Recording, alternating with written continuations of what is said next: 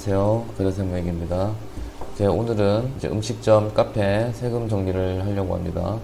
부가치세는 먼저 부가치세 먼저 설명을 좀 해드릴게요. 음식점이랑 이제 요식업, 카페 이런 분들은 이제 일반 과세자 있고 간이 과세자 있는데, 일반 과세자는 1월 1일부터 6월 30일까지의 사업 실적을 갖고 이걸 일기라고 합니다. 이걸 7월 25일까지 부가치세 신고 또 납부하셔야 되고, 환급도 받을 수 있고요. 어쨌든 신고하셔야 됩니다. 그리고 2기가 7월 1일부터 12월 31일 말일까지죠. 그래서 다음에 1월 25일까지 이제 그 2기 동안에, 그러니까 하반기에 사업 실적을 다음에 1월 25일까지 이제 부가치세 신고 납부합니다. 그리고 간이과세자 같은 경우는 이제 1년 동안 싹 다 합쳐가지고 다음에 1월 25일날 이제 부가치세 신고합니다. 뭐 여기까지는 보통 다 아시는데요. 이제 실질적으로 그러면 이제 사업을 할 때, 그러니까 부가치세 신고를 할 때, 그리고 이제 부가치세 신고 자료가 돼야 이제 나중에 종합소득세라든지 아니면 이제 법인세 신고가 좀 편안해집니다. 왜냐면 매출이 금방 파악이 되기 때문이죠. 그리고 비용도 파악이 금방 되기 때문이에요. 근데 이제 거기서 이제 좀 중요한 포인트를 제가 몇 가지 좀 설명을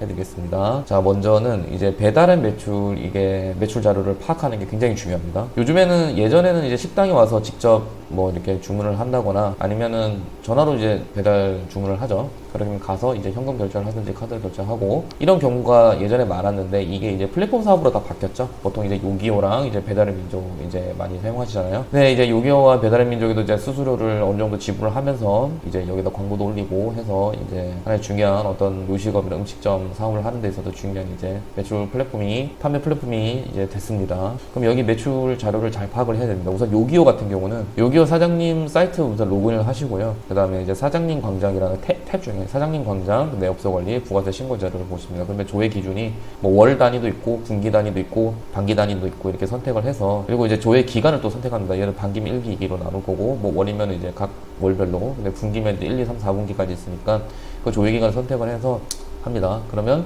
몇 년도에 어디 분기 뭐 몇 월, 그 다음에 건수는 몇 건이고 주문 금액이 얼마고, 이게 조회가 됩니다. 여기서 이제 부가세 공급 대가는 이제 부가세 포함된 금액이거든요. 여기서 이제 매출에서 또 사업주께서 이제 대표님 직접 이제 할인하시는 경우도 있잖아요. 자체 할인 받는 경우 있죠. 그런 거 이제 빼야, 그래야 이제 부가세 공급 대가가 됩니다.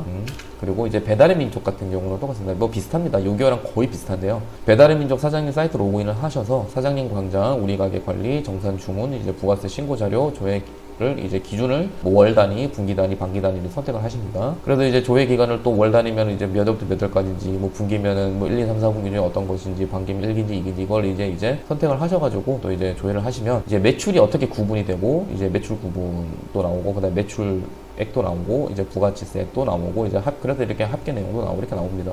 최대 3개월까지 이제 조회할 수 있습니다. 근데 이제 배달의 민족 같은 경우는 이제 만나서 결제가 있죠. 그러니까 만나서 결제는 이제 그거죠. 그러니까 말 그대로 주문만 업로드하고 이제 결제는 만나서 이제 결제하는 거죠. 그러면 이제 신용카드 결제할 수 있고 현금으로 결제할 수도 있고요. 그러면 이제 배달의 민족 사장님 사이트로 들어가셔가지고 사장님 광장, 우리 가게 관리, 정산 주문, 이제 주문 관리 이렇게 들어가십니다. 그러면 조회 기간을 선택을 하셔서 결제 타입을 만나서 결제 이런 걸 선택을 하십니다. 그러면 이제 기간은 최대 7일까지 검색 가능하고, 이래 되면 조회 내용 번호, 조회 내용이 이제 번호, 주문 시각, 주문 번호, 광고 상품, 캠페인 아이디. 이제 캠페인 아이디는 이제 광고 같은 거 넣을 때 이제 들어가는 이제 아이디거든요. 그리고 주문 내역, 결제 금액, 결제 타입 같이 이제 확인이 됩니다. 이렇게 돼서 이제 매출 자료를 잘 파악을 하셔야 이게 누락이 안 됩니다. 매출 누락은 보통 이제 여기에서 이제 그거를, 그러니까 이게 왜 중요한 거면 어떤 걸 봐야 되는지 모르는 경우에 부가치세가 이제 그 공급 가액을 못 잡는 경우가 많습니다. 그러니까 그러니까 부가세 포함된 금액인지 안 포함된 금액인지도 파악하는 게 굉장히 중요하고요. 그래서 내가 매출을 갖다가 좀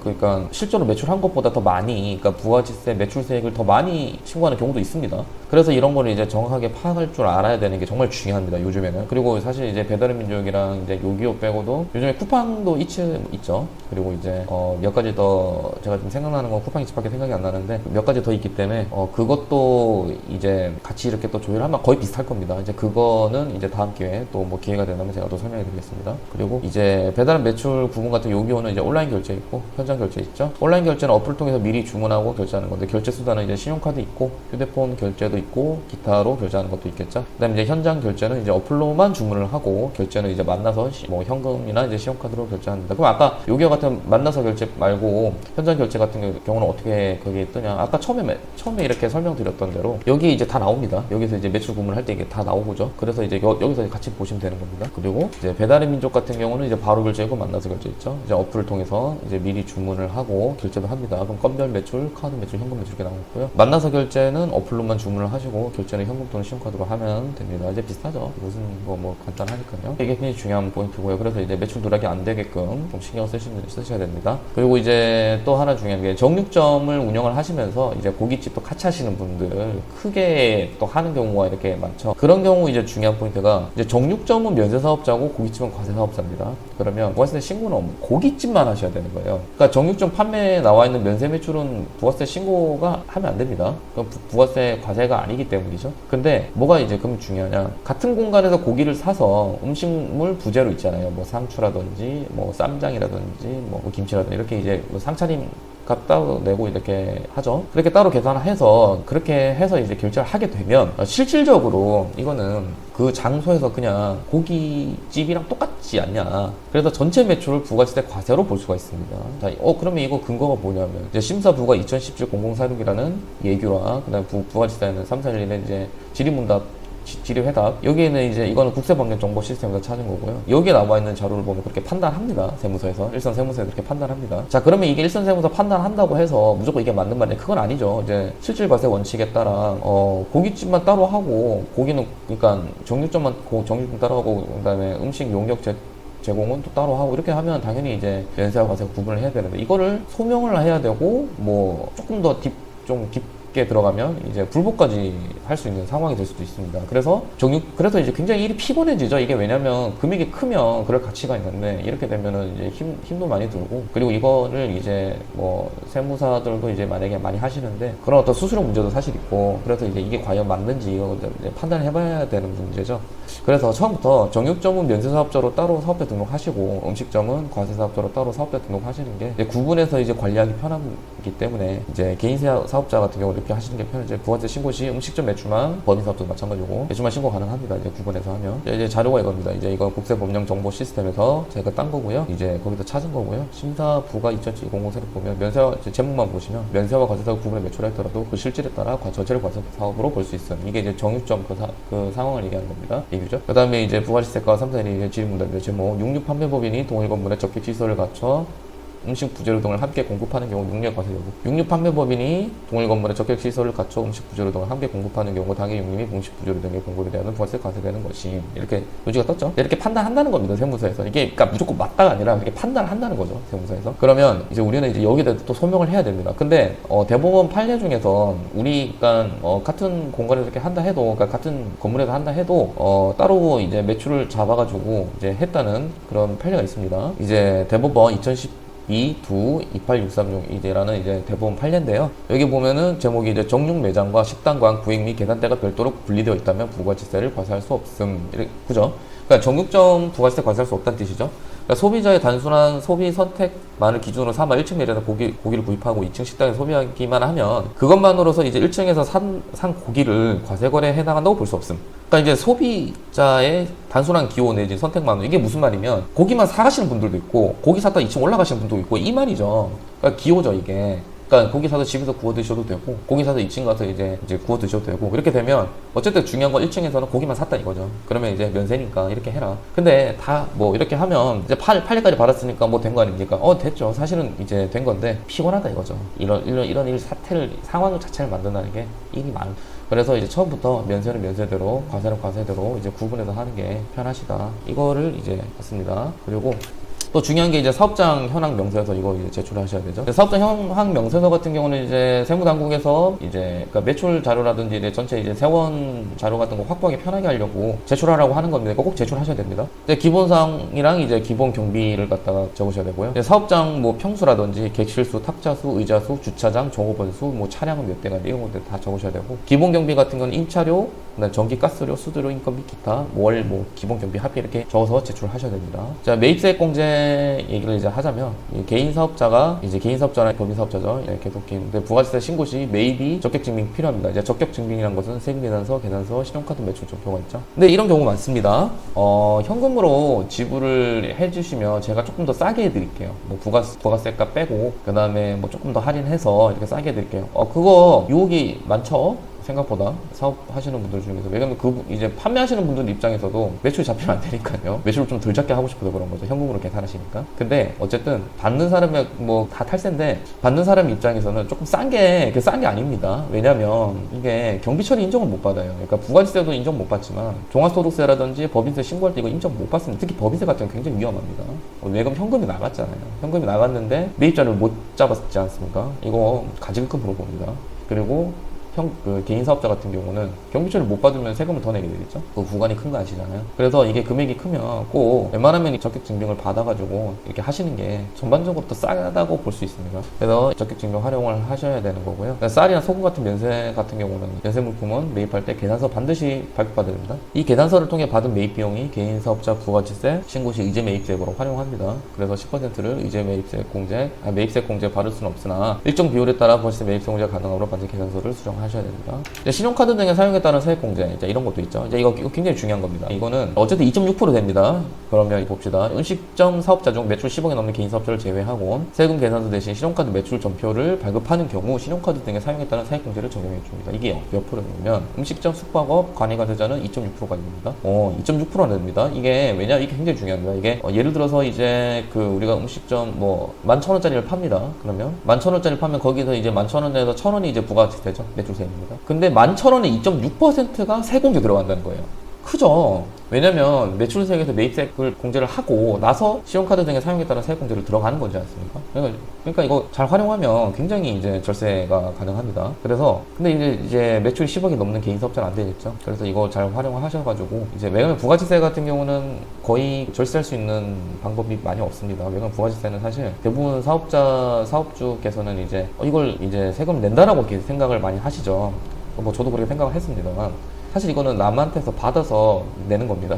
그러니까 미리 걷어서 내는 거죠. 그래서 자기 돈 내는 건 아닙니다. 사실은 유통세라고 하죠. 간접세라고 하고요. 그래서 어쨌든 소비자한테 미리 받은 거를 그렇게 하는 건데, 근데 실질적으로는 그렇게 잘 안 되죠. 뭐 예를 들어가지고 10,000원짜리 고기를 파는 갈비탕을 파는데 10,000원이니까 근데 부가세 포함해서 11,000원 받아야지, 이렇게 계산 안 하지 않습니까 보통? 그러니까 10,000원에 다 녹아 있죠, 부가세까지가. 그러니까 이제 그렇게 생각 안 하시지만 거기 다 녹아 있으니까 어쨌든 이거 이제 큽니다. 그래서 이걸 이제 신용카드 받으시면 굉장히 좋다. 근데 이제 또 중요한 게 요즘에 배달 앱 통해서 이제 매출이 많이 발생하는데 거기 신용카드 결제하시는 분 되게 많잖아요. 그럼 이것도 이제 세액공제 받을 수 있습니다. 이거 2019년도부터 적용받았거든요. 그래서 꼭 받을 수 있다라는 점 알아주시고, 이제 그럼 비용별로 이제 영수증 어떤 걸 받아야 되는지 이제 설명드리겠습니다. 된장, 고추장, 조미료 같은 경우는 세금계산서 받아야 되겠죠. 주류랑 음료수도 세금계산서 받아야 됩니다. 근데 일반 음식점의 경우 같은 경우는 주류 매입 비율이 통상 매입의 10% 초과하는 경우는 세금계산서 과다 수치점자로 오해받을 수 있으므로 소명자료를 잘 준비해야 됩니다. 소명 자료죠.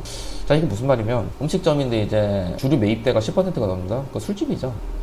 그리고 이게 술집 같은 경우는 그러니까 주류를 많이 그러니까 세금 계산서를 쉽게 말해서 이제 사고 파는 경우 있죠. 옛날에 많았거든요. 그래서 그런 경우 때문에 10%를 초과해서 이렇게 하게 되면 오해받을 수 있습니다. 뭔가 이렇게 세금 계산서 매입세 공제를 많이 받기 위해서 샀구나. 그래서 이거 실질적으로 뭐 계약서라든지 실제 돈을 보낸 내역이라든지 이런 게 이제 소명 자료죠. 이런 것들을 잘 준비를 하셔야 됩니다. 그리고 업종도 중요하고요. 업종 예를 들어서 뭐 부식집인데 주류 매입대가 있다. 이거 좀 이상하잖아요. 그죠? 근데 이제 예를 들어서 그냥 일반 고깃집이다. 이제 뭐 저녁 늦게까지 하는, 그러면은 또 이해할 수 있죠. 뭐 그게 또 인정이 되지 않겠습니까? 상식적으로 그런 거고, 이제 인건비는 정규 직원과 이제 일용 근로자로 구분돼서 급여를 이제 사업용 계좌를 통해서 지급해야 됩니다. 이게 중요합니다. 이거 사업용 계좌를 통해서 지급 안 하면 개인 계좌에도 주면은 이거 뭐 인정받기도 어렵고 여러모로 그렇기 때문에 사업용 계좌를 지급하는 게 깔끔합니다. 그리고 이제 다음 달 10일까지 원천징수 이행상황 신고서를 제출해야 되고, 이때 4대 공제 같은 경우는 이제 적용받겠죠. 이제 원천징수 이행상황 신고서 같은 경우는 이제 세무 대리인들은 다 알고 있는 건데 일반 사장님들은 잘 모르시죠. 급여 줄 때마다 이거 작성해야 되거든요. 해서 이제 다음 달 10일까지 제출해야 되는 건데, 보통 기장 서비스를 사용하시면은 이거 당연히 다 이제 포함해서 이제 서비스 같이 제공받는데, 이게 만약에 기장을 안 하시면 이거 제출하셔야 됩니다. 그렇고요. 그리고 이제 임차료 같은 경우는 임대인이 일반 과세자이면 세금에서 받으시면 되고, 간이 과세자면 임대인의 계좌로 송금 후 송금 명세서를 종합서 신고 제출하면 적격증빙 미수시 간섭 부과되지 않습니다. 그죠? 이게 무슨 말이면 보통 상가에서 이렇게 장사를 하시잖아요, 음식점은. 그럼 임대인이 있었는데 이제 임대인이 간이 과세자일 수도 있습니다. 있습니다. 근데 이분들은 이제 생계에서 발급이 안 되죠. 그래서 송금하고 송금 명세서를 받으면 이거 종소세 신고할 때 경비청 인정받을 수 있습니다. 그리고 전기료, 도시가스 같은 경우는 부가세가 포함되어 있으므로 사업자 등록증을 그 한국전력공사 같은 데 있죠. 그런데도 이제 보내면 이제 생계에서도 발급받고 매입세 공제를 받아야 돼. 이게 무슨 말이면 한국전력공사나 이런 데 보면 명의자가 그 층수에 이렇게 호실마다 이렇게 명의자가 있잖아요. 뭐 전기료라든지 도시가스 같은 경우는 도시가스료라든지 이런 데는 명의자는 그 명의자가 사업자로 돼 있어야 된다는 뜻입니다. 그 사업자로 하시려면 사업자 등록증을 뭐 팩스로 보내든지 보내야 됩니다. 그래서 인정을 받아야 됩니다. 그러면 이제 그쪽으로 이제 해서 납부해라 이렇게 나오고요. 납부를 하시면 거기에 부가세가 포함되어 있기 때문에 매입세 공제 받을 수 있습니다. 그리고 건물에서 식당이나 이제 음식점 이렇게 하시는 분들은 주차도 중요하잖아요. 그죠? 주차인데 주차 관리비 같은 경우는 따로 드리잖아요. 이제 고객들이 이제 주차 손님이 이제 주차를 하시고 보통 무료 주차 1시간 뭐 이렇게 나오잖아요. 그죠? 그럼 그 1시간 어쨌든 비용을 사실은 그 주차 관리 쪽에다 이제 지불을 해야 되잖아요. 근데 이거는 업무용 비용이기 때문에 업무 관련 비용이기 때문에 접대비 아닙니다. 접대비가 아니라고 생각하셔야 됩니다.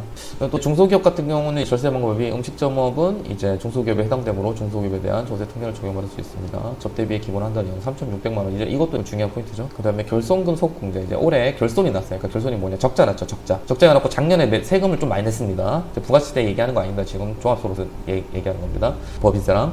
그러면 이제 소득공제에서 작년에 많이 낸 거 환급 받을 수 있습니다. 네, 그런 거 가능하고요. 이게 중소기업 가능하다는 거. 그 다음에 창업하시는 중소기업에 대해서 세액감면 받을 수 있고, 네, 중소기업에 대한 특별 세액감면은 정되지 않습니다. 음식점이라는 업종이 적용 대상이 아니기 때문에 그런 거죠. 음식점 손익계산서는 이렇게 뭐 매출액이랑 매출원가, 식음료 매출원가 이렇게 나와 있고, 상품 매출원가, 영업에서 이자 수익 이렇게 나와 있겠죠. 자, 이렇게까지 이제 잘 나와 있고요. 네, 어쨌든 자 이렇게 해서 이제 부가지세 이제 조만간 이제 2023년 1월달에 부가세 신고하셔야 되는데 이 관련돼가지고 이렇게 자료를 보시고 조금 더 이제 어쨌든 이렇게 내가 하려니까 힘들다 이렇게 생각이 드시면 연락 좀 주십시오. 자, 02-601-3236 아니면 제 휴대폰 연락처 010-6409-3236 이메일은 이제 GRETax tax11@gmail.com입니다. 네이버에 그래세무에게 쳐도 나옵니다. 부가지세 신고 간단합니다. 사실 제일 어떻게 보면은 유통세이기 때문에 뭐가 비용을 절세할 수 있는 방법도 크다고 할 수는 없어요. 근데 그래도 아무래도 조금 더 저 같은 세무사 전문가랑 대화를 하면서 소통을 하면서 이제 상담을 좀 받아보시면 그래도 조금 놓치고 있는 게 있다 이렇게 아마 판단이 좀 쓰실 겁니다. 보이실 거예요. 그래서 그렇게 해서 조금 더 절세할 수 있고 세금을 더 조금 덜 낼 수 있는 방법을 제가 최대한 성심성의를 다해서 도와드릴 테니까 한번 편하실 때 한번 궁금한 거 있으시면 편하게 문의 주시고요. 이메일로 주시면 제가 답변이 좀 빠른 편은 아닌데 좀 자세하게 드릴 수 있겠죠. 아무래도 이제 전화로 하는 것보단 하고 이제 뭐 사무실 위치도 아시니까 전화 이렇게 주시고 오시면 한번 일정 맞춰가지고 또 상담도 가능합니다. 네, 감사합니다. 그랜세무에게 김동희 세무사였습니다. 감사합니다.